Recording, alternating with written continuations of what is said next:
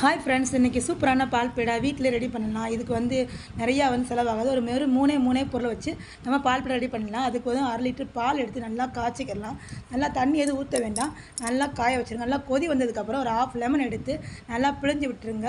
இது நல்லா பிழிஞ்ச உடனே நல்லா பால் திரிஞ்சு வரும். இங்கே பாருங்கள், இதுதாங்க பன்னீர். இது அப்படியே நம்ம எடுத்து ஆற வச்சிங்கன்னா பன்னீர் ரெடி ஆயிடும். இந்த பன்னீர் வச்சு நம்ம என்ன பண்ண போகிறோம், இப்போ பால் பேடா ரெடி பண்ண போகிறோம். இந்த பன்னீர் எடுத்து தனியாக வச்சுருங்க. இந்த தண்ணி அப்புறம் நல்லா வடிச்சிட்டு இந்த கொஞ்சம் தண்ணியோடு வச்சு நல்லா கிண்டி கொடுங்க. இதுக்கு 2 ஸ்பூன் அளவுக்கு சீனி எடுத்துக்கோங்க. அதை போட்டு நல்லா கிளறி கொடுங்க. நம்ம 1/2 லிட்டர் பாலுக்கு இவ்வளோ தான் பன்னீர் கிடச்சிச்சு. ஸோ நல்லா கிளறி கொடுங்க. இது 3 ஏலக்காய் சேர்த்துக்கோங்க. உங்களுக்கு வேணால் வெண்ணிலா எசன்ஸ் சேர்த்துக்கோங்க.